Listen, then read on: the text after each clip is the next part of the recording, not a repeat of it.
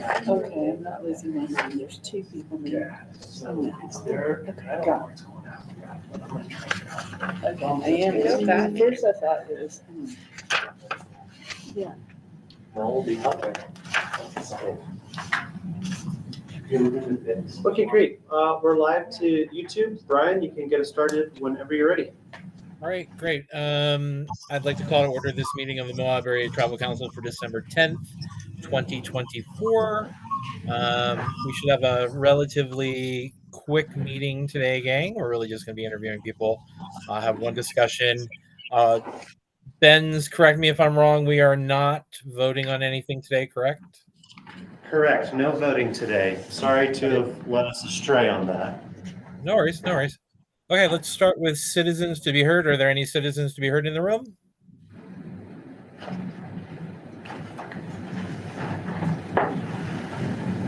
No. No? Okay, with that, let's start with board member reports. Rebecca, since you are number one on my screen right now, let's start with you. I'm Rebecca Monso, sales manager of Element, board member. Not much to report. We're flat from last year and looking to be flat in December also. So that's about it. Okay. Sharon? Actually, the MIC is way up for December for some reason. So we're doing good. I mean, it's slowed down a lot, obviously. Our hours are now 9 to 4 every day. The bathrooms get closed at 4 o'clock. Other than special events like for the Parade of Lights, I kept them open. Everything else is going good. Just in the middle of inventories at all the stores. So that's always fun. All That's right, it. I'm going to assume, is anything else? No. Okay, I'm going to assume, Ashley, are you the new Cassie? I'm the stand-in. You're the stand-in, okay. Do you have anything to report?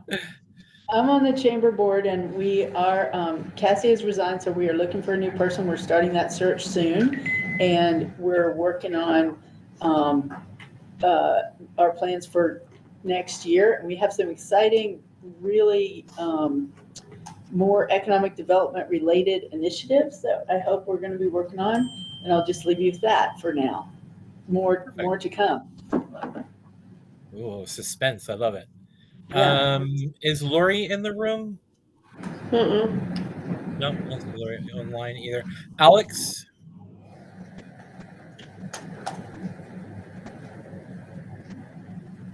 Alex, you're muted.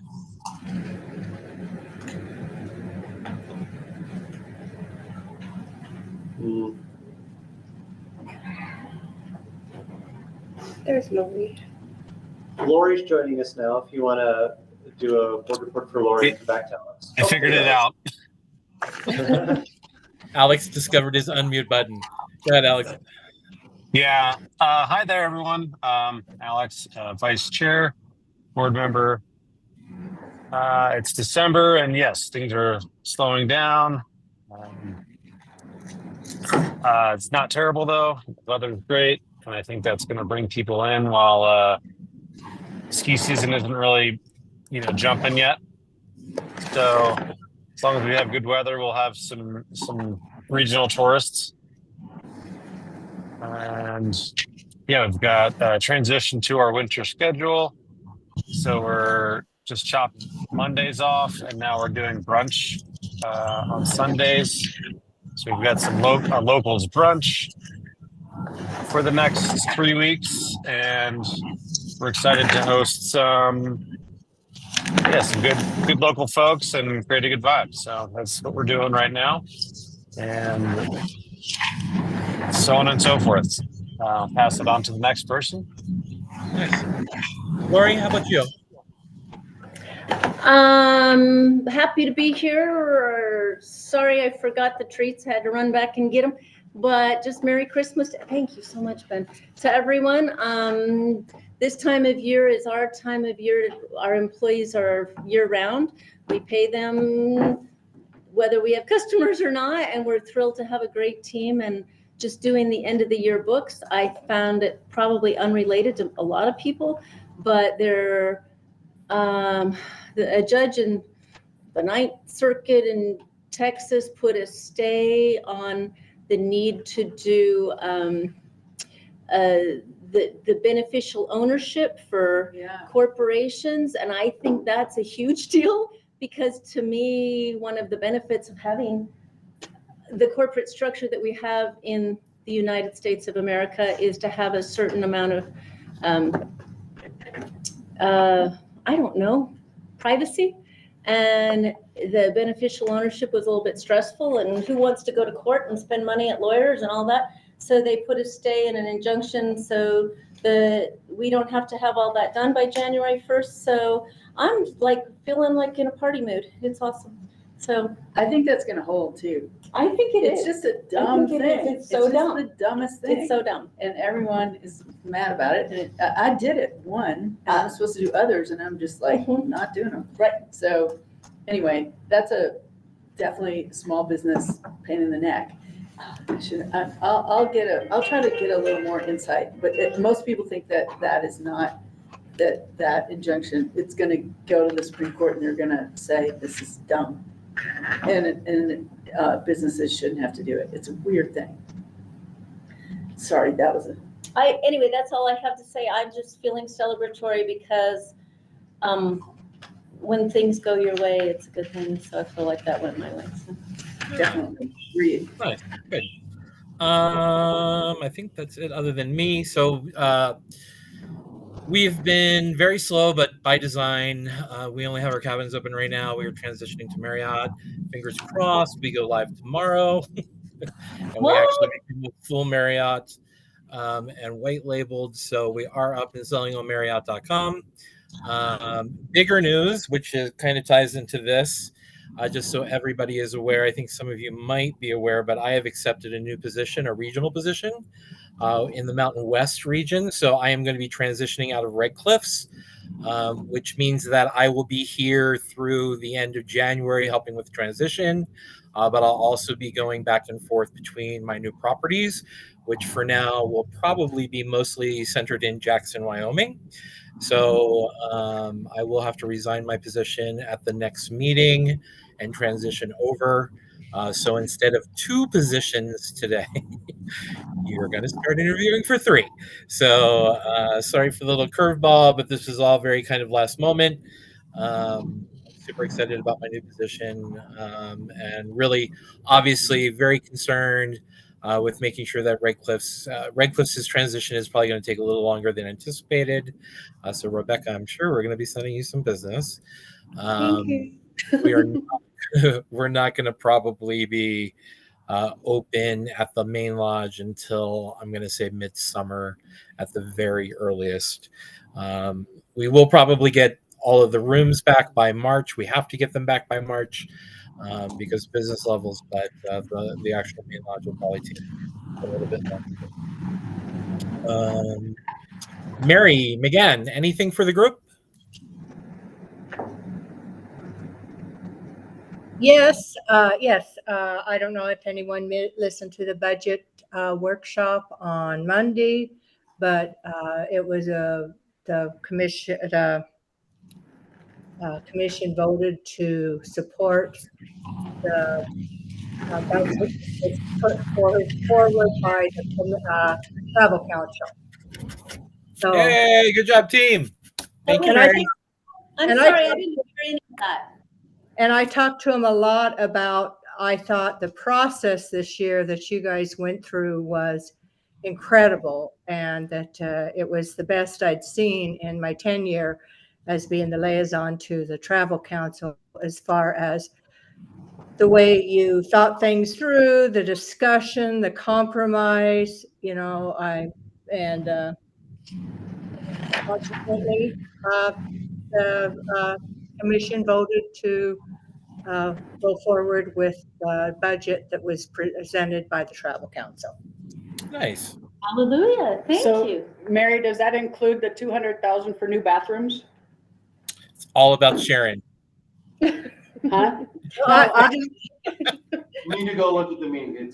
Don't go I'm by assuming, Sharon, I'm going to Yes. say I assume so, because it was budget that you guys turned in that we voted on. I don't remember looking that closely at the details, but give either Steve Vowles a call or Gabriel Wojtek or Quinn Hall or email them, and it has not passed. So there is still time for any tweaking we want to do.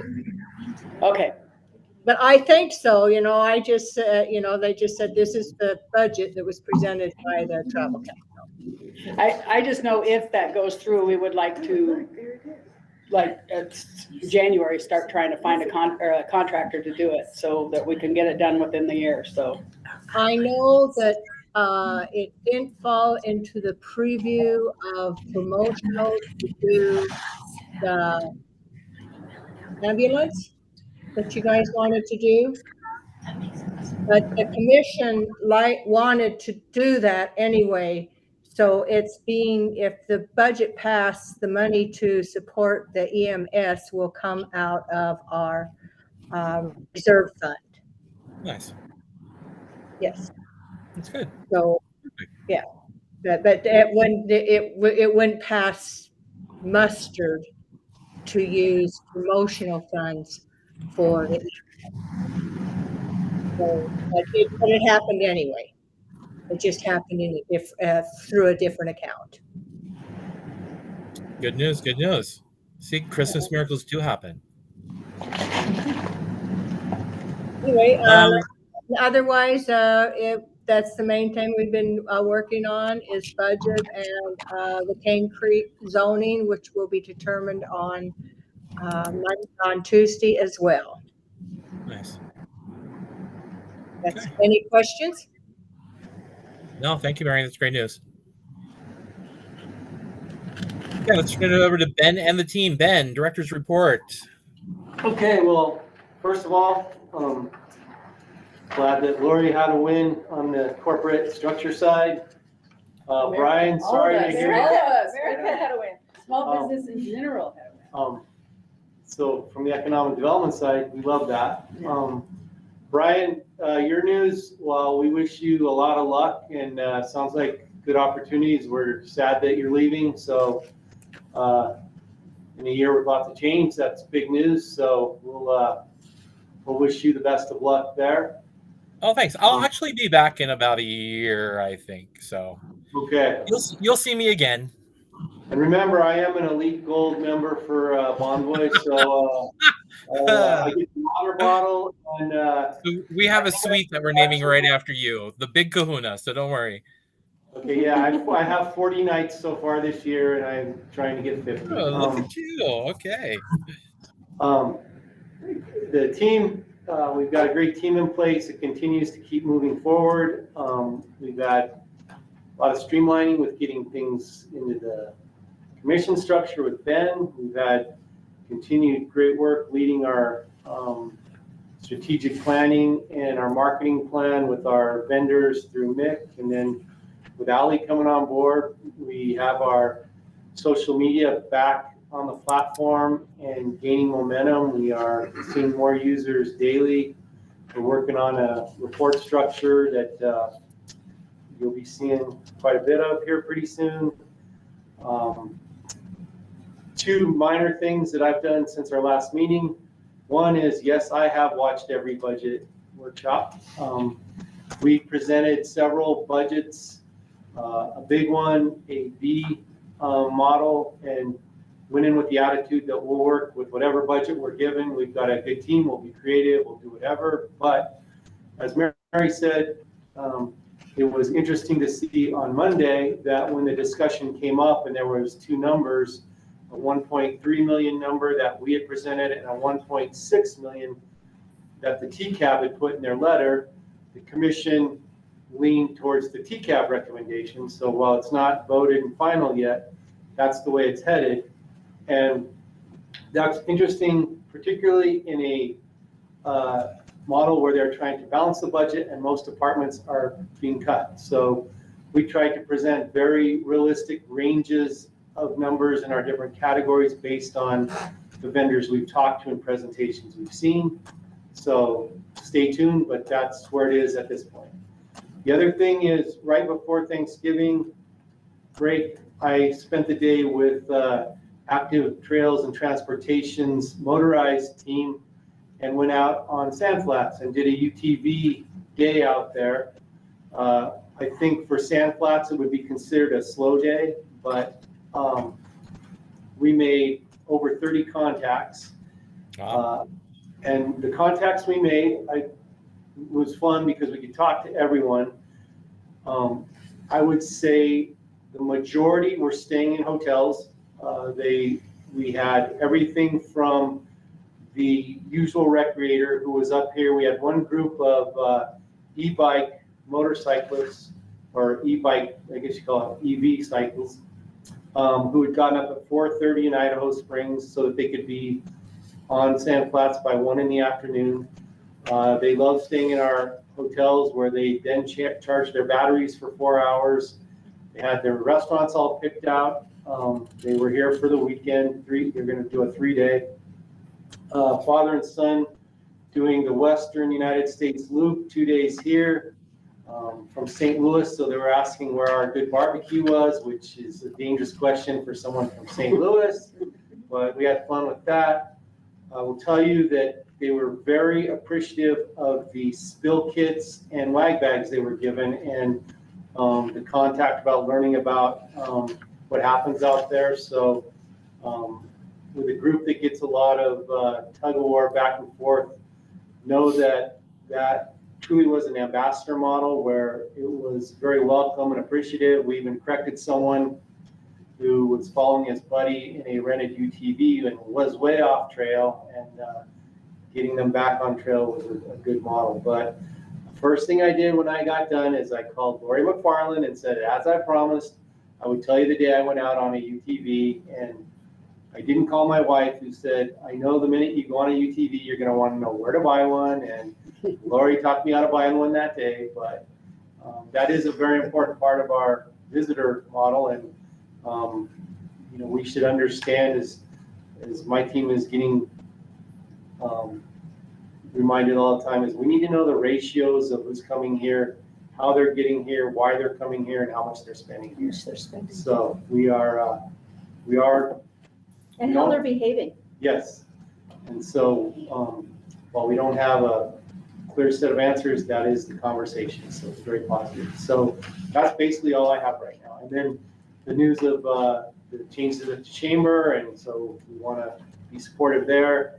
And when I talked to at the Holiday of Lights Parade, and then right thereafter at the Moab Music Festival events, I thought it was a great parade, as did I. And also we had a very successful 3-day, or actually 2-day run with the Moab Music Festival event that was here, the Two Sopranos. We had a paid-for concert at St. Francis on Friday night, and then a free open event at Star Hall that was more geared around families. So those were very positive as well. So I think if you're following Discover Moab and the good stuff Allie's doing, you know that there's an Ultra Raptor presentation tonight at the museum. Utah Raptor. Utah Raptor. God, what did I say, Ellie? Yeah. See, already we have spell checking and Love it. fact checking. I love it. So I think we're getting some momentum, and the water wheel is starting to move a little faster. So that's my report. Can I ask one question about that, or make a quick comment? In the communities I've worked with around the country, there's always this, like, let's figure out how much is coming from each group. And I know that we have some data from that in the Trails to Tomorrow, but really what I'm seeing is most important is every group has a subgroup of people that are renting Airbnbs or camping and not spending any money. Like, they're going into their own fridge and getting their groceries and coming to Moab. And so it doesn't matter whether they're a mountain biker or a climber or OHV, it matters that we gotta think about ways to incentivize those people to engage and to spend more money. So, because you can spend a lot of time trying to parse out like which group does what, But we want all the groups to be healthy, and what we want is all the groups to spend more money. That's a great conversation when we have all the time. It's a great one with data. So Yeah, bring data to that conversation. We're getting it. yeah, You've heard me for a year call it the beer and bologna crowd. Has Yeti coolers from Wadsworth and I-70 in Denver, Spanish Fork, fuels in Grand Junction, fuels. Mick and I have already run into people that are camping in Green River to come over here for the day. So we now have the day trippers. We need to understand that. But we want to peel this apart, because if we're going to get a budget that's been supported the way it has, we need to make the right spending decisions on who we market to. So the assumptive model's been Yeah, great to get to here, but we want to but know. you don't want to pick winners and losers, like, We're not that's the picking- only thing I'm pushing back on. When you say we're only gonna market to the group that, Well, this group or I that, never said that. okay, good. It's more like, we want to Actually, I spend, didn't say that. we want to spend the money, making sure we're inspiring each group to spend more money here. That's just the caution I'm having. Yeah, we do. And without going down rabbit hole, because this is a report, Yeah, what we are looking at is average length of stay. People that are in parks are not in town monetizing their visit. Every DMO is trying to build a longer average length of stay. We thought we were thinking of some everywhere I've gone. That is the metric everyone's Right. striving to. So, more to come.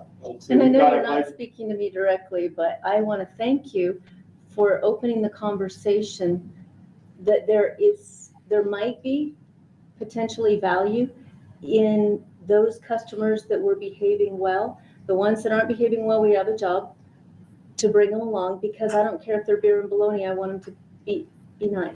Yeah, and I also You're think, I don't think we have a lot of people that misbehave. I mean, I just think that we have to understand, again, I don't want to make this a subject, but we have visitors and we have recreators here, and they're different, and let's just understand, some are gonna come, let's make that a great opportunity and welcome it, and let's entice some visitors to come. Agreed. Yeah. And a lot of people can come and have fun in a lot of different ways, and there doesn't have to be conflict. yeah. Yeah. The Okay, chamber's any more got discussion on this topic? more about it soon. Good. No?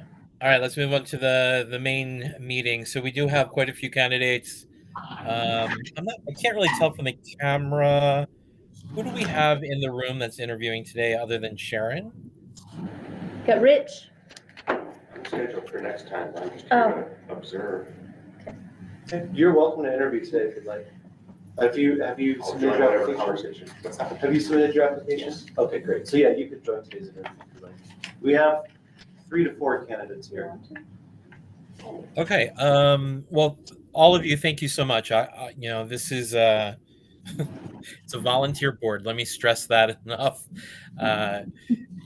This is not a paid position. This is, I think, every single member of the current Travel Council Advisory Board does this because they have a real love for Moab, and ultimately, regardless of what side of the political fence they sit on, they really want the best for everything. And without community, it all starts with the community, and that's what we are all here about, regardless of personal business interests or affiliations. So that being said, I want to thank all of you for stepping up and taking the first step. We will be interviewing. We have 7 candidates, and I've talked to 3 more that said that they were going to apply, but I have yet to see their applications. So potentially 10. We have 8 as of an hour ago confirmed. 8 as okay. Well, at least 1 more signed up. That's good. So we will be, we wanted to give everybody fair time. I would like to try to keep the interviews to a maximum of 15 minutes. So I will be playing Time Cop while we go through this. Every candidate will be asked the same questions. So whoever goes first kind of is at an unfair advantage or disadvantage, I should say. And we'll make that person Sharon this time. Oh my gosh, you've heard the question. She's currently already on the board. So with that being said, Let's start with the first interview question. Sharon, tell us about your background. I'm Sharon Kinsley. I work for Canyonlands Natural History Association. I am the retail sales manager, which means I manage all of the outlet stores at all of the parks in Southeast Utah, and also manage the Moab Information Center. I've been doing this since 2011. I attend different conferences each year. One is it's called PPCA, or Peaks, Plateaus, and Canyons Association, which is a regional Colorado Plateau of all of our associations get together twice a year and talk about tourism. And then once a year, I attend the PLA, which is Public Lands Alliance, which is a nationwide organization like ours. And we all get together, we have classes and networks and mingle and get a lot of information on stuff that's going nationwide. I'm just finishing my second term on the Travel Council Board. I have to say, from the time I started until now, there has been a lot of changes and a lot of good changes. This last year, I would say the last 6 months I've been more awakened again and excited to be on the board. I think our budget meeting, when we were going through the budget last month, was the first time I think everybody got really involved, and I think I agree with Mary, it went really well. So that's a little bit about my background here. Okay, good answers. What is your understanding of the Travel Council Advisory Board? We are by law mandated to have a Travel Council Advisory Board because our community, our Grand County, collects TRT and TRCCA taxes. We are here to advise the county commission on how to spend that money, and to, by law, we are required also to do the advertising. And a certain percentage of that money we need to spend on advertising, which I think we need to get back to.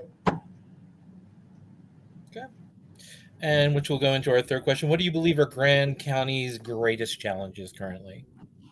The greatest challenges right now, housing, number one, I think, just housing staffing.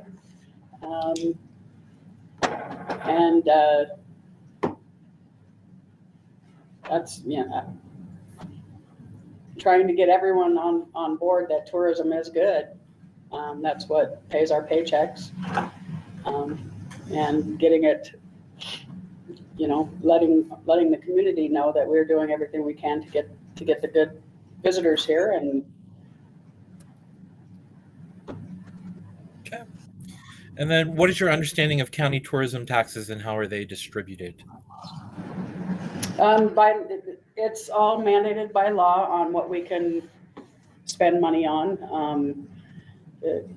We advertising, promotion, and also mitigation to help with tourism impacts in the community. The biggest thing we spend our money, the money on, is law enforcement and search and rescue, and the EMS and stuff like that. So. Okay. And final question: are you able to serve during the second Tuesday of each month from 3 to 5 p.m.? Yes. Fantastic. Thank you, Sharon. You're welcome. Who would like to be the next interviewer? Come sit in the hot seat over here. Come on up. I get to sit right there. You can sit right here.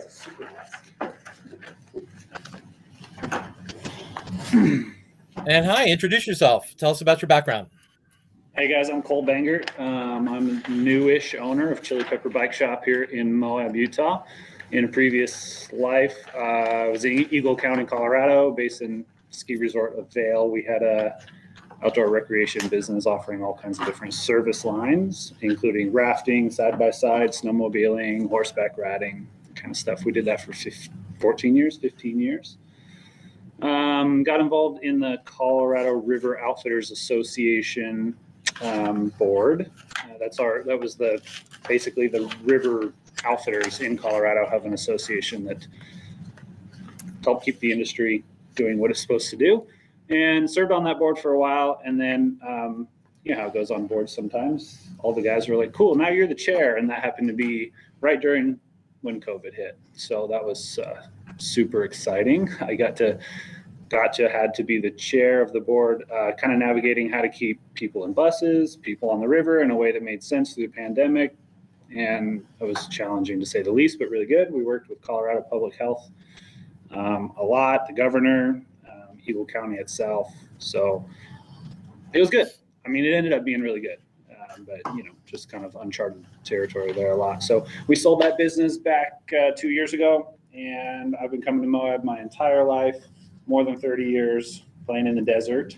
And when the Chili Pepper Bike Shop came up for sale, my wife and I were actually in Arches on New Year's Day. And I was like, man, I love it here. Maybe we should have a business here. Like, we should figure this out. She jumped on Biz Buy Sell, and she's like, Chili Peppers for sale. And I was like, oh man, it's happening. Fast forward 3 months, we bought the business, and we've been here doing it through the highs and lows. I don't know if anybody knows, but like bike industry is kind of tough right now with sales and stuff. So anyway, we love it. Like, we love Moab. We love being in business here, but we're also pretty new as far as business owners. Not new as far as visitors. We've been doing it, like I said, for 3 decades, but otherwise kind of new. That's me. Nice. Great. Nice to meet you, Cole. Cole, what is your understanding of the Travel Council Advisory Board? DiscoverMoab.com is kind of what my understanding of it is. Like that it's mainly in charge of helping figure out marketing and what the messaging is to potential visitors from Moab. And that's the main nuts and bolts of it. Okay. And Cole, what do you believe are the biggest, greatest challenges that Grand County is facing right now? To be blunt, being welcoming to people. I think, from being an outsider, not being here for very long, maybe it was due to the pandemic, and there's some stuff going on there from, Denver, Salt Lake, right? And being the Colorado guy, Moab sure did seem like it was closed. Like, hard no, hard stop, don't come here was the messaging. And I think there's a big recovery from that. That's challenging, but that's kind of my view of it. Fair enough. And Cole, what is your understanding of the current tourism taxes and how they are distributed? Not much knowledge on it, to be totally honest with you. I don't know. That's quite all right. Not a problem. And final question. Are you able to serve during the second Tuesday of each month from 3 to 5 p.m.? Yeah. Perfect. Great. Well, thank you, Cole. We appreciate you applying. Yeah, no problem. Thank you. Because you had some good answers. And who would like to go next? Howdy. Hi, introduce yourself. Tell us about your background. Keys are jangling around. I'm Lauren Rothman. I've lived in Moab for coming up on 5 years. I own my own business. I have a mobile bartending company, primarily for weddings and private events. My wife, Tony, is also in the wedding industry. She's a florist. She's been a florist for a long time. And like to think that I'm, a active contributing member of the community. I love Moab. We were here at the start of the pandemic. We were going to be here for a month, and then that month turned into 3 months, and then that 3 months turned into 5 years. So not quite literally. There was a gap in there, having to go back to California, sell our house, and come back. But yeah, it's really just been an amazing experience living here. And As I've gotten more and more involved in various aspects of the community, it drives me more and more to want to give back and to see Moab grow and evolve as, how I think that it makes sense. And obviously everybody here has their own strong opinions and views on what Moab should be or will be. And, I think I have a pretty good, well-rounded sense of things. My general background, most of my career, it was kind of split into two parts. I was in the civil engineering world as a mechanical engineer and a project manager. And then I moved into tech. I was kind of more on the business side in tech, doing account management and they call it customer success. And I've kind of worked at companies of all sizes, Fortune 500, 50-person startup, the whole deal. So pretty familiar with kind of large scale business challenges across all the different levels of scale. And, now having my own business, certainly familiar with the highs and lows of being an entrepreneur and,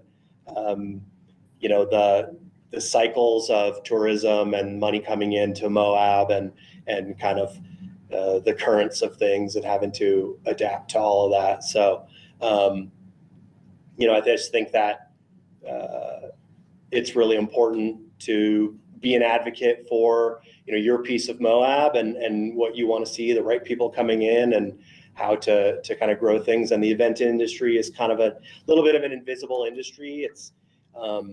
It's part of tourism. We bring a lot of people in, but it's kind of happens out of sight. We don't really have brick and mortar presence in a lot of places. And so, that's kind of one of my main motivations is to grow the visibility of that industry specifically. And then just being a part of the conversation of, where Moab goes. Nice. Okay. Great answer, Lauren. What is your understanding of the Travel Council Advisory Board? It's obviously a huge part of it is trying to advise and determine how that pool of money gets spent on, what are the priorities, what type of advertising and promotion and mitigation, but also the experience that I've had with it so far is getting exposed to, the data that comes back in, the information, the reporting from all the different sort of representatives of the different aspects of the tourism industry here. And it's been really informative for me to see, each person's perspective, reporting out what the trends have been, how they personally experience those trends. And, it gives you this kind of holistic view of the industry and not just as kind of, one person in a sea of people. Nice. And Lauren, what do you consider to be Grant County's greatest challenge moving forward? I think just determining what type of development we want to see. Development is obviously, it's many things. Housing is a huge part of it, but commercial development, other industries, how do we leverage the land that we have in the county and in the city to create new opportunities for all different types of industries, right? So I think everybody you talk to has their own take on what they want to see get built, what they want to see develop. And I think coming to consensus in the community of what is sustainable, what's desirable, and what's beneficial to the present and future of Moab is going to be really critical. Nice. And what is your understanding of county tourism taxes and how they are distributed? My understanding is that the TRT and TCCA taxes that get levied have to be allocated. It's roughly 2/3, 1/3 between promotion and mitigation, and making sure that, as we now know, that those are compliant with, the state statutes on how those things are determined and what are appropriate uses, and just figuring out what is really like the highest priority and the best allocation for what's a pretty valuable pool of resources. Nice. And finally, Lauren, are you able to serve during the second Tuesday of each month from 3 to 5 p.m.? I am. Thank you, Lauren. Appreciate you coming in. Yeah, thanks for having me.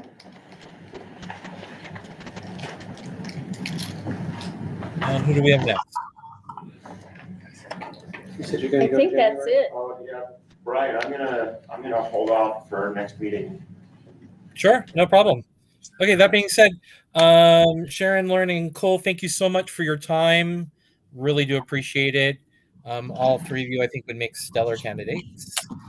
So more to come. Sorry to keep you waiting for a month. Will be a little bit less than a month, but we'll have a decision soon. Okay, with that being said, the next agenda item that we're going to be talking about is a discussion on career training services for teens. Alex, do you want to tee this up? I know you're really passionate about this.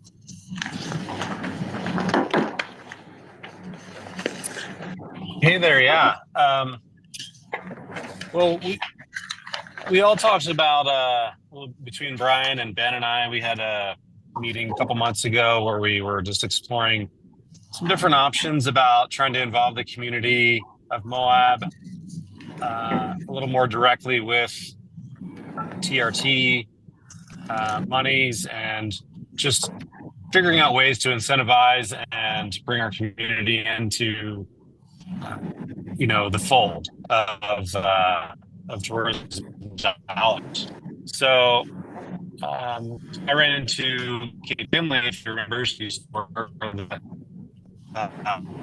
she's now the director over at the high school of this program, and we were just talking about how, I would love to see some of the local Moab kids grow up and have and not hate tourism, and not hate the fact that it's maybe feels overrun or whatever, and try to give them some incentives and some opportunities to work in some of these industries and get the training. And I feel like as a business owner, for my particular business, I don't really see any high school kids. I'm sure there are some in town that bring on kids in high school and get them to work, but I haven't seen a whole lot. I've seen a couple, and they seem a little disenfranchised, and I don't know, I'm not sure if it's the generation, whatnot, and COVID situation, but I think it'd be cool just to try to bring them, our young folk of Moab, just more into the conversation of how to move forward, how to get Moab a little more involved with the industry that provides, and just in a more positive light. So I'm not sure where it's going to go. I think with this program, I think just trying to keep, maybe we can figure out a way with the Travel Council and TRT funds to, potentially incentivize businesses to be able to train some folks, through this program and maybe other programs similarly. So I'm not sure where it's going to go, but I just talking with Kate, I was inspired by just what she's doing right now. And again, just trying to think of ways to involve our community and just try to get some positive connections between, the use of tax dollars that, come to our town and Grand County. So I don't know if Ben or Brian, if you have anything to add to that, if you remember that conversation we had a couple months ago. I'll chime in. I think that a hospitality internship, restaurant internship, we need to do a far better job of promoting it and actively recruiting, being a voice for the community, going out to, I know that Grand County has a career day. We should for sure be looking at actively growing this. And I believe And didn't we like carve out some money in the budget for this or no? We talked about it, but it would be on the mitigation side, so we talked about the mentoring and the Beacon and supporting those programs, but it's not in our budget. Okay. Okay. Because that would be mitigation, that wouldn't be promo. I mean, that being said, it doesn't stop us from doing any of the things that I just mentioned, and I think that definitely in 2025, it's something that the Travel Council Advisory Board needs to look at and become a little bit more involved in. Thoughts, anyone? I have a comment. Back in the day when Scott, my partner, was on the Travel Council and Marion DeLay was the director, they had, they were working on a budget of, I don't know, like 10 grand a year for the entire community. But they said, it was a different world, right? Yes, Remember? definitely. So they set up, they were like twice a month seminar type things where kids at the high school could sign up.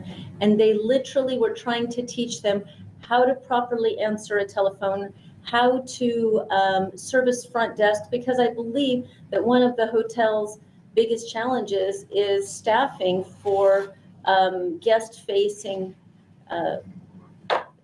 employees. Things like this is the kind of attire that's appropriate, not just the uniform. I mean, basic things. And it got some traction, and it was surprising that it wasn't immediate, but some of those people that had been engaged in that 3 and 4 years later kind of came around and said, oh, I took that class. Does that count for anything in the interview process? And it was helpful to be able to kind of have a touchstone. We're in a whole different place now. And because you said it's Kate Finley that's doing this, I have confidence that it can get momentum. We've been working with the mechanical side of trying to do mentoring, hiring high school students to come in and learn how to be not a mechanic, but a tech even. And it's an idea that's been about 10 years grinding its way forward, but with the right people in place, I think that this kind of program can really benefit the community as a whole, not just the business owners. It's about helping build people to help them be able to feed themselves by having skills. That's just me. Ashley? This conversation is happening at the chamber, at USU, at Beacon, and maybe one idea is at some point to have a representative from here meeting with the chamber, and maybe the chamber could even host this, because we're looking for a couple of more projects that we can do that aren't hot chocolate related, just saying. And but there is this, like, there's a whole bunch of siloed efforts in this category right now that we probably need to merge.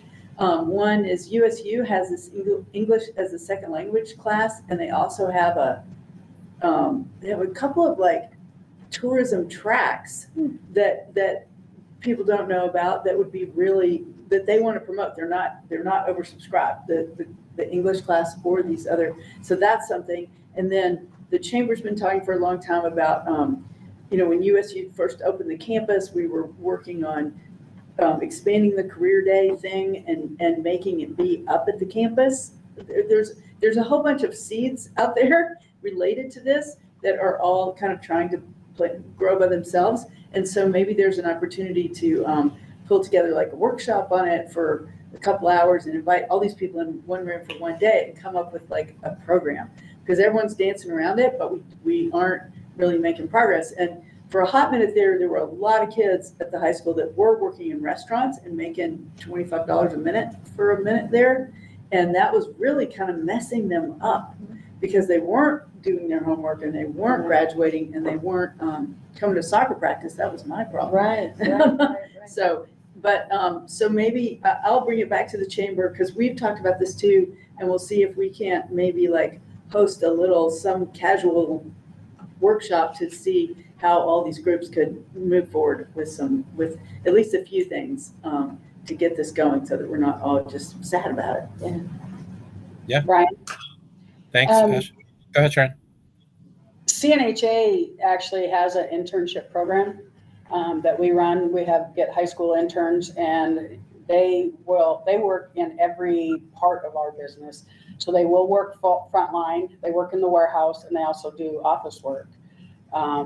They're called interns, but they do get paid. And then we give them $2,000 a year. That every year they work, they get $2,000 towards college.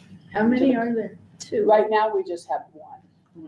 Okay. But we've had up to 4 Really? in 1 year. Right. Yes, and these kids, I mean, it's amazing what they do. Our intern from last year is actually working for the Forest Service now in the fire district. So, you know, it's amazing to watch them learn and grow. And once they go to college, they'll come back and work the summer for us. Or the ones that don't want to go to college, it's such a great opportunity. So, yeah, I'm happy to follow up with the chamber and see if we could kind of pull together and invite everyone and kind of put it out there and try to, because the high school definitely welcomes the help. We just need to get organized. Alex, what does Caitlin need? Money. Shocking. Rather than just throw a bunch of dollars at something, can we maybe look at what the plan is and how to move forward and what's needed, and then come up with resources? Yeah, I think it's a variety of things too. Like from a business standpoint, if you're going to bring in a high school student, there's really strict limitations about the hours they can work, how many hours they can work in a week. I know we try to bring in 3 or 4 every season, and it's tough. It's tough managing that schedule because the schedule they're allowed to work doesn't fit with most of the business models within Moab. That being said, I think if there's an overall, if you look at it from a more macro look of like, we need to develop an internship, and like these students are juggled around a variety of different businesses so that they're acclimated to a variety of different opportunities to them. I think that's a different kind of discussion. And I think that's where we could fund money from that, obviously, but we would need someone from the school or the college to kind of take more of a charge of that. And it appears like there's all these individual things that are happening, as kind of Ashley said. It's just there's no coordination between them. So like everybody kind of gets confused and everybody kind of doesn't know what to do. So yeah, I think having kind of a little think tank session would probably be the best moving forward. Yeah, because there's a lot you can do beyond an internship is a big commitment for the student and the employer, and it's hard. But there's a lot of other ways that we can introduce people to the tourism industry and entice them to want to work towards it. That it's really opening their eyes that there are good jobs in this segment, and because a lot of kids are just unaware of it. So I think Alex's goal of getting more people to understand how the Moab economy works, and there's a future for them here. We need them and we want them to be here. There's a lot of ways that we could do that through some events in addition to some internships, because the challenge is, the internships are hard, but we should try for both. But definitely I will follow up with the chamber, and we'll see if we can. We were hosting those chamber chat things, and we're trying to evolve those a little bit to make them more substantive. Did I say that right? Yeah. So this is a great topic, and I'm happy to bring that back and let you guys know. Perfect. All right. Any other discussion on this topic? No. I just want to say, Alex, yeah, did you get what you wanted to be? yeah, that sounds great. Yeah, I just wanted to open up, the conversation a little bit, and I'm sure that everybody can think it about a little bit more. And that's great, Ashley. Thanks for bringing up the chamber and being able to maybe host or just coordinate so that we can all get on the same page. And certainly getting Kate in the room with some folks, I think would really kind of open up even more conversations on how we can move forward with this subject. So thank you. We'll make Perfect. Future agenda items. Ben, Alter, do you want to talk about the special event grants? Yes. So, up first, I'll just provide an update on the program itself. So the special event grants that this board advised on were approved without any changes or anything to them. So that occurred during the commission meeting last week. Yep, last Tuesday. Checks for those event grants went out on Friday. I believe we had a lot of folks pick them up in person and some were mailed out. It's a 90-10 basis grant, so folks were provided their 90% upfront, and once they get back their very simple reporting form to me about how their event went, we will disperse the remaining 10% of their award. During the commission meeting last week, I invite folks to revisit the item and take a look on YouTube. Commissioners, particularly Commissioners Winfield and McCurdy, and maybe Clapper as well, had some really good input on what they'd like to see from the future of this program. Previous recipients of the grant, in addition to getting their grant this past week, were also given a feedback form. I'm going to start collecting some feedback from them, and the goal is to bring this to either the board or the commission, and then whoever doesn't get it first will get it second in the new year. It's really going to just matter. It's just going to be an aspect of scheduling. If this board isn't full yet, I don't want to have a workshop with this board until we've completely staffed it up. But the goal is to work with the commission and this board in the new year to refine the mission as needed and create a more effective grant program. There's a lot of interest at the commission level to see how this ties into the special event permitting process in general and just how we can make the program better. So there's no real action on that today, but I just want to let folks know that that is coming down the pipe. And I'm really excited to get your feedback and lead this workshop and make this grant program just a little bit more effective and a little more timely in 2025. But that's about all I've got. I'm glad to take any questions, but we're really just in the process of starting to talk about a workshop in the new year. Do we have any idea what the metrics for success is when we give money away? So we have a report that we require for events to fill out once they get the grant, and that has some really basic numbers, questions in terms of estimating how many people came to your event, what their average spend was, where they stayed. There's not a metric of success that we've proposed to awardees, which is, I think, something that we want to talk about when we re-envision this program, is how do we want to determine success. I think a lot of that will determine parameters for the grant program, if the mission needs to be changed, if we just need to build up our reporting capabilities. Something else that's going to inform the workshop is not just taking the grant reports that we receive from awardees, but also using the data, whether it's geofencing or using lodging data that we have, and just trying to put any more numbers that say, and from our office standpoint, we think that special events or this group of special events had this effect on the economy.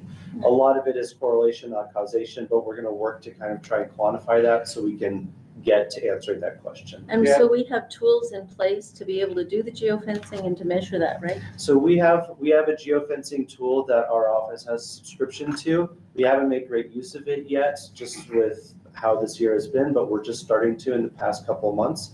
It's very helpful. I'd say the only caveat is that the geofencing tool we use, it's a service called Placer AI. There are a lot of geofencing tools on the market right now, and they all offer about the same thing with some differences depending on who you go with. Placer does a really great job at protecting cell privacy, and so because of that, sometimes there are certain events that if it doesn't reach a certain threshold of 500 or 1,000 people in a given space at a given time, it's hard to pull data from that. So we have that. We also have a geofencing tool that we have through our dashboard called Symphony. Right now we're working to figure out which is going to be the best tool in the new year to help us understand those events. I'll just insert too, because Lori was here in the beginning of conversations a year ago. That's something I was really frustrated with. We had a tool, we haven't been able to get to work. We finally, through 3 revs and advice from our fellow DMO people on which tool because it was like, okay, well, let's go buy the next tool. It was like, no, you have the tool, but we couldn't find anyone that was showing us how to use it right. We finally, in a training session, got the one answer I've asked for, which is how many people were on the ball fields during the ball festival. So we're finally getting to where we can just do some of that basic stuff. But if there weren't 500, you can't measure it. I don't know what the it's a number is survey tool, so- exactly. It's a yeah, little more complex than that. Yeah, it's So I'd not love to get stat, the but right. it gives us the idea. So number one, yes, to you, I had the same frustration. Number two, Well, I got it from you. yeah, well, the number two is, I appreciate the questions that the commission was asking, because those are the right questions, is if people are gonna put out that they're gonna bring these people into town and such is gonna happen, we should at least be able to see something through the destination reports or something that maybe supports that. The other question was, we need to be clear on what the impacts are before we award these grants, which I think in theory is great, but I also think we've got to look at the complete process that last year with making events have to go through a high impact first application and then get into the system. I think there were people that were worried about getting their event approved and qualified before they even thought about applying for a grant. So I think we've got to at least address the honesty of that, hey, before, be applying for a grant, but if you're just trying to get your event into the system, that's a tough one. So I think we've got to at least communicate that back, that there is a issue there. So are you suggesting that we might need to find a way to make Moab more approachable to events so that the process is easier? I think the process was good to get them approved because we have so many different jurisdictions that need to provide support for some of these. But yeah, I think we've got to be understanding. I mean, you look at KSL or one of these, they do a whole expose on what one of these IMSA mountain biking weekends brings to the community, and outer bike, all these great things, Jeep Safari, that brings a lot of money to this economy. So we're very pro event, just we want to make sure that we're supportive. And on this grant thing, I get the question is like, let's have rigor around, did the event do what it said, but also these people applying for the grants have to be able to know they're approved and should be applying for it. Two quick things. One is timing of these things is really important because there's all this chicken and egg thing, like I don't have my permit, can I apply for a grant? And the way the whole permitting thing, we need to get that a little better. That's one thing. The second thing is that the other big role that events play in communities like ours is helping our brand and our reputation. So there could be a small event, a wedding planner workshop. It's only 20 people, not 500, but it could have a huge impact. So I think it's really important when you think about events that you think about how they feed our reputation and how they feed our brand and how they, the role that they can play in our bigger picture, not just the number of people that they bring on that weekend. But the timing thing is one of the biggest problems that it feels like we need to do a little bit better. And that all those people signing off, there could be some provisionary, like if you do this, this, this, and this, you get this, and the person gets to sign off on it. And then you could renege it if they don't do it, as opposed to waiting for those sign-offs. Because I think we've gotten our outer right permit really late the last few times. And that is weird, slightly stressful, strange, and not productive. In the new year, the commission coordinator and the deputy clerk auditor are going to be taking on the event permitting processes. They're kind of going to be splitting those roles. There's been a lot of talk among the commission about how to make that process better. I do think that it's going to be somewhat improved in the new year. I don't know exactly how well. We're trying to figure out where a grant application makes sense in that process. Right. But also, I don't know that our office has too much influence on the permitting process itself, but it's been a discussion at a high level, and that's one of the reasons why they're making some of these position reclassifications to try and make it better than the year. Is that what Kate Finley did before? And so are we replacing her? It's being pulled back, I think, to a different department. We've kind of been waiting on hold to see where it needed to end up. And Mary might have some. Yeah, Mary wants context to on say something. Mary, you're still muted. I'm on mute. Thank you. The creation of this grant application program was a process of, I think, over a year. What was the motivation behind it was that the commission was getting applications like you would have one come in January, two come in here, and two come in here, and you could never see an entire picture of the entire year. You could never say, oh, we're, and then it was always awful when they came, because oftentimes they had put in a great deal of effort and already money, and then we felt like we didn't have a choice. We had to grant and say, yes, you get to have your event. And we thought there had to be a more holistic way to do that. And you would think that would be an easy thing to do, when we said, oh, we want a holistic thing, we want this. Boy, the process of trying to figure out how events could apply in a manner that we could see a couple months ahead what was happening during those months, so that we could spread the events out so they weren't all they weren't all on the very same weekend, they weren't all close together, that we didn't have all running events or all, so the process took a long time. And when it first started, it was difficult, to say the least. We had a lot of things to iron out, figure out, and it took an employee to do so. I think this is the third year we've been doing it. I think we just got through the third year, and it's starting to be pretty, we used to have to take an hour or so workshop before the meetings to discuss the events and vote on them, what we wanted to, and now it's down to a half an hour. And we have a system where ongoing events are immediately, they're good. They're good. Jeep Safari doesn't, there's certain ones that are good. And so the reason that Kate's job, as it was, is not being renewed, or, the job's going to continue, but we don't need a full-time or somebody to that extent, is because the process has improved to such a point that we don't need that much. We don't need a person that's their main job. One person can have that part of their job. And so that's what's happening. So it's ended up, which was nice, it ended up saving the district the county some money. And it was a long explanation as to how the process came, and it was a lot more cumbersome a couple of years ago. Now each year it's becoming more and more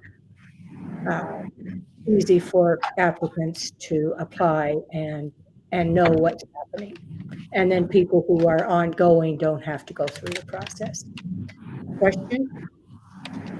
No, I have a question, not necessarily for me, but as far as the grants that we go through, and I know I'm not going to be a popular person saying this, but are we going to get back to where the grants were originally for?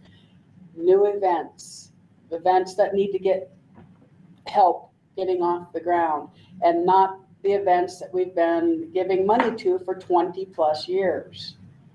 Well, Those events that we've been giving money to, they should be self-sufficient by now. Well, we are talking, that's a primary focus of redoing this. That being said, the approvals of the grants start here, so you all can just refocus that. I mean, Well, that's why I'm that's asking the group. Yeah. Are we going to get back to that? Let's Are do- we? I'll be even less popular. I Let's think do- also we gotta see if, any of the grants, the events we're giving grants to don't fit the TRT model, or because they're not outside promotion. So I think we gotta understand that too. We got someone telling us, And it comes back to that timing problem, because that's what Mary was saying, is that if it's gone far enough and blah, blah, blah, and then all of a sudden the carts and horses are all mixed up, you feel an obligation to grant or whatever. Well, they can still have the event if they get approval. It just doesn't mean we have to pay for it. I just Right. had somebody email me and say, really? It's $150 to come run this race? Tell me, I mean, that wasn't even my customer. They reached out and they're like, should I pay $150 to run a race in Moab? Is that really worth it? I'm like, wait, why am I being asked? That's the going rate. Right, and I didn't know the answer to that, so I sent him to you. Yeah, that's what I'm just, the whole reason for what we do here, the grants, not the events, that's different. If they can get an event permit, great for them. But as far as giving money, we've been giving money every year to all these groups that should be self-sufficient now. We need to start focusing on new events, and helping people get off the ground so that these events can go on year after year, and then they can become self-sufficient. And if we have money and we don't give it all away, can we maybe save it till the next year when there might be more and more effective events that we don't have to spend all the money? Could people not be even applying for grants because they know they're already giving $20,000 to this, they're already giving this, we already know they're going to give it to these guys because they've been getting it every year. There's not going to be any money left. Why should I apply for a grant? Yeah, valid points. Mary has her hand up again. Mary? Yes, I know when we discussed the grants in the economic opportunity, we had a way that we would weigh each event. And the number one thing, was it a new event? Was it helped the community? Was it one that was good, not just for the tourists that came, but was it an event that improved the quality of life for the people who live here? And I think that's what we need to do, is to do a priority, and some of the events will probably need to be continually funded or helped, like the free concert. I mean, it can't be free if they don't have some money and resources coming from places like the Echoes Foundation, Barbara Browning's Foundation, the county, perhaps the city. So some events that really are geared towards improving the quality of life and bringing tourists to town we may look at needing to always help them out in some manner or not. So I think I agree with Sharon. I think some of the running races that have gone on forever should handle themselves. So the biking races and such. But there's certain events that will most likely always need some type of help. So it's a balancing act on all of it. And I think it's a good time to start talking about it right now, after we get our board, after we get our members found out, so that, that we're not at the old dark 30 trying to come up with criteria to evaluate each event. in my short time here, it seems like all the events had to go through some kind of commission approval, which is all publicly held meetings. So that should be visible, as well as I would say the TCAP should put this in their mix for next year on their advisory letter. If they have a criteria or like you did with the other things, like let's work it like we did this year, that you have an advisory on how you want the grants to work. I would also suggest that we understand with the CRT audit, are there certain events that don't qualify, how they're funded, because they're a mitigation event for locals versus, we might find out that we're in trouble that you did do a free concert. I don't know the rules, so I've asked UAP, but we should find that out, and then you guys can write the advisory in your letter again next year would be my suggestion. And comes right back to ask the county attorney. Mary, I know you mentioned the free concert series, and I know I was not very popular last time, when we were discussing these grants. But when we decided to purchase the stage, it was stated that we would purchase the stage in lieu of giving the free concert series money every year. Because then they didn't have to rent a stage. So that was our donation to them every year, is they get to use the stage. If my memory serves me right, that was more for the folk festival.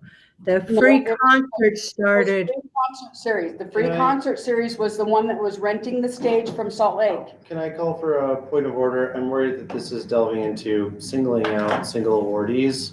And I think the point I want to make is that this will be a future workshop, and I love where you're all headed. And we don't have to workshop it now. Fair enough. All right, let's talk about future agenda items. Everyone, appreciate the passion. All great stuff. I think having this, once we have a board in place, Ben will obviously get this set up for discussion and further discussion. For the next meeting in January, other than our remaining 5 to 6 candidates that we have to interview, anything that anyone would like to add to the agenda or like us to consider for the agenda, I think definitely following up with Ashley and kind of coming up with a discussion on hospitality/tourism internship or whatever we want to call it. Familiarization is a good thing to add to that. Anyone else have anything? Yes, Lori. So I appreciate about 10 days ago, you sent, or someone sent us a packet of data from Love Communications that has been already approved by the Travel Council and by the Commission, and promotional items that are going to be in place over the next few months. Super helpful. Helpful to have that in advance of the campaign flight, and thank you. Would love to make sure that whatever it is that we're advertising is open. We were doing a lot of advertising of flights that didn't exist for a while, and I'm hoping that we can avoid that just by looking at timelines again. And I know we've asked for this before, just as a professional courtesy, if we could get our agenda more than 24 hours in advance, it would be amazing, because actually some of us like to prepare and do our research. So if we can even get it 3 days in advance, the agenda. I know it's a team thing and we're all contributing, but if we can get those published in advance so we can prepare, it would be awesome. All valid points. The other thing I just want to, board members, I just want to, put this thought in your head right now. One of the commitments that we made last year in January was that we would rotate the chair and vice chair positions. So January is right around the corner. I am going to be removing myself from the candidate pool.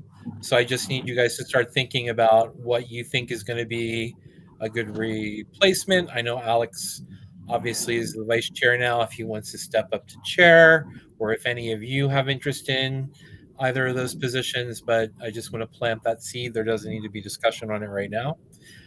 Just consider that.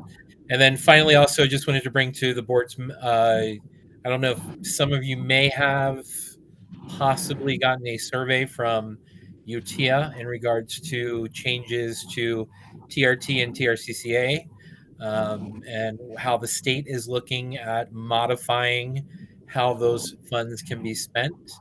But I would highly suggest, if you are, if you'd like to get more information on it, let me know. There's a bunch of packets that UTIA sent out in regards to where we stand to other counties in the United States, in regards to the amount of TRT and TRCCA that we are charging. We're kind of like right in there, honestly. We are kind of at the higher end, but we're not, drastically low, and we're not the highest of the high. But definitely good discussion, particularly here in Grand County this past year. There was a lot of discussion about we should be able to spend more on mitigation versus, promotion and advertising. So now is the time to reach out to your state representatives and let your voices be heard. And if you'd like that information, I'm more than happy to send that out to all of you. Any other items to add to the January agenda? You can either email myself or Ben, and we'll make sure that it's on there. If not, we're not going to vote, so I can call this meeting to adjourn. I just want to wish everybody a very happy holiday. What time is it right now? Hey, you have 40 minutes back. There's nothing better than the gift of time. So that's my gift to all of you for the holidays.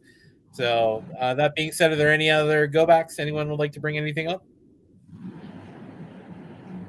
No? Okay, meeting adjourned. Everybody have a great holiday.